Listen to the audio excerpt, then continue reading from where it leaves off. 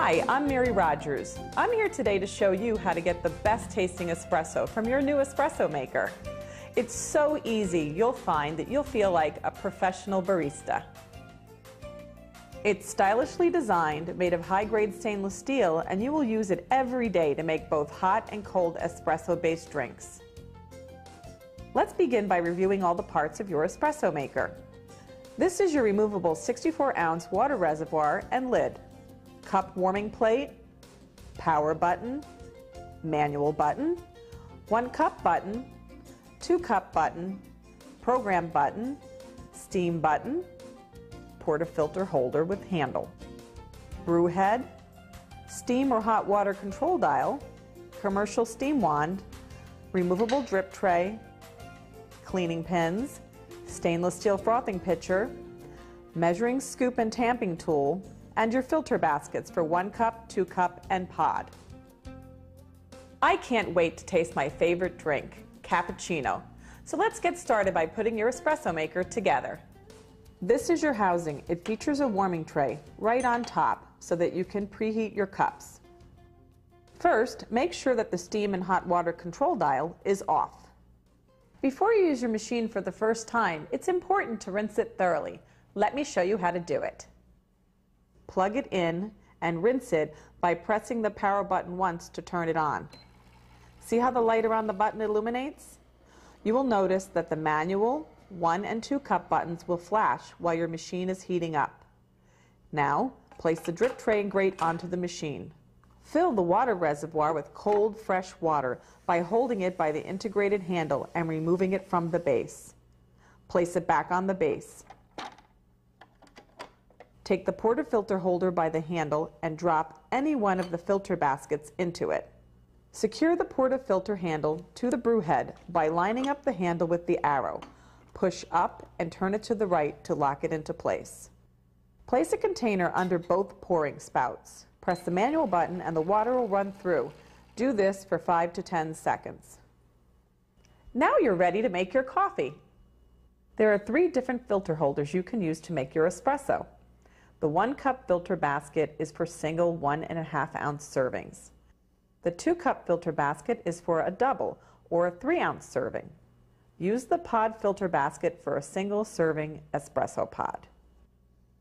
Depending on the filter basket you choose, the amount of coffee you use will vary. It's really easy to remember. For 1 cup, it's 1 scoop. For 2 cups, it's 2 scoops of ground coffee. Now choose the filter you plan to use and drop it into the portafilter holder with handle. Take the scoop and tamping tool in your hand. Use it to scoop up the espresso coffee.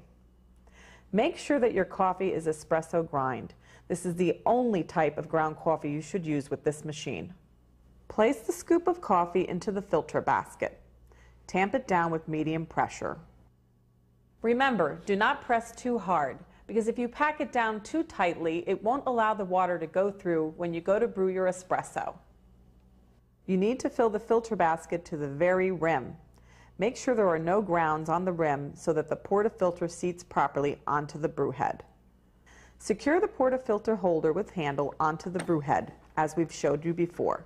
Check to make sure your espresso maker is ready to use. The power light will be on and the manual 1 and 2 cup buttons will be lit and not blinking. To use the pods, it couldn't be simpler. Just place the pod into the pod filter basket and mount the portafilter holder onto the brew head and press the 1 cup button.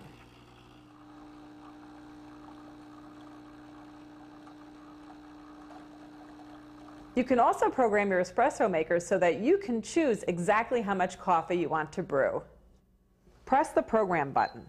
The light around the button will show a constant blue light. Press either the 1 cup or 2 cup button depending on which one you wish to program. The light around that button will flash. Allow the espresso to brew until you reach the desired level.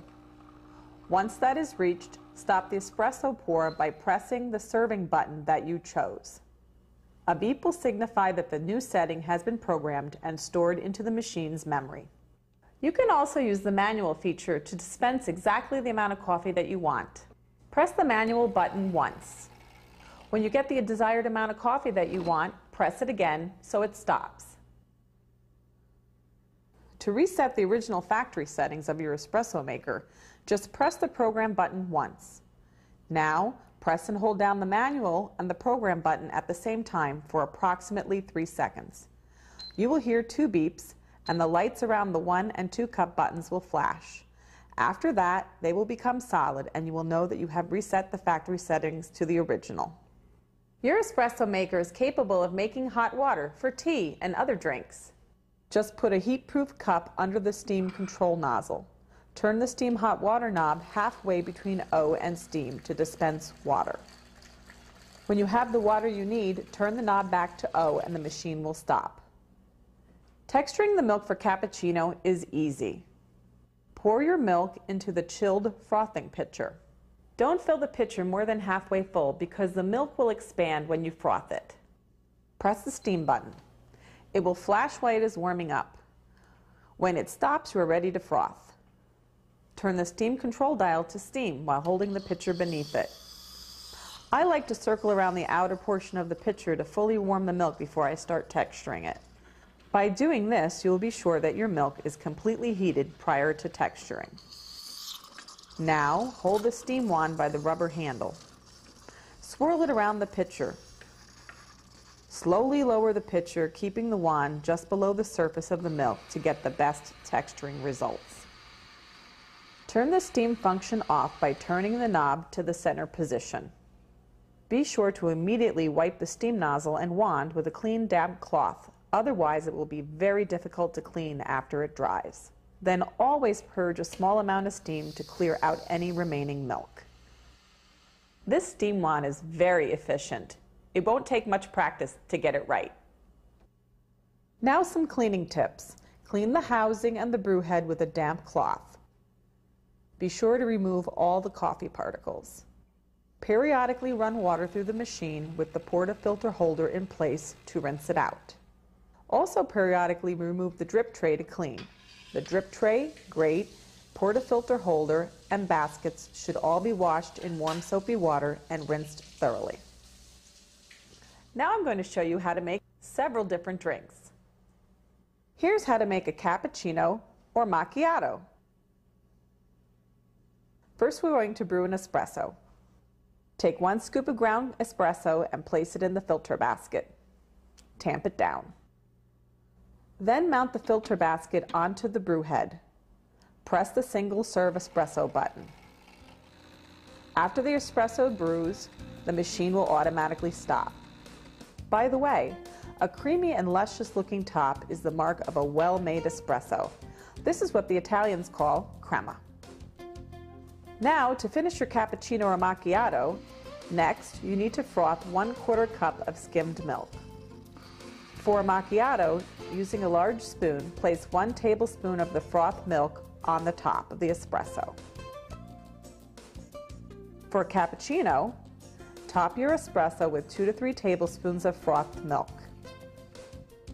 Now let me show you how to make a latte. Start with a brewed espresso. Then steam 1/2 cup of skim milk. Slowly pour the steamed milk into the cup, filling it halfway. If you like, top it with froth. Your espresso maker allows you to also make delicious frozen coffee drinks. Here's how to make a frozen mocha.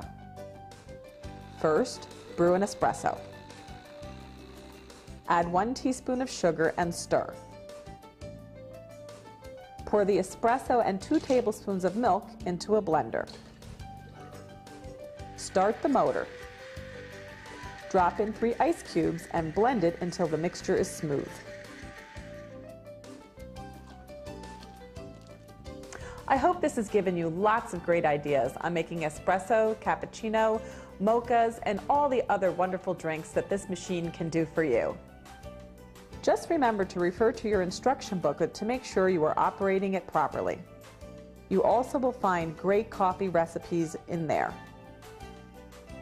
I'm Mary Rogers from Cuisinart. I hope you really enjoy your new espresso maker.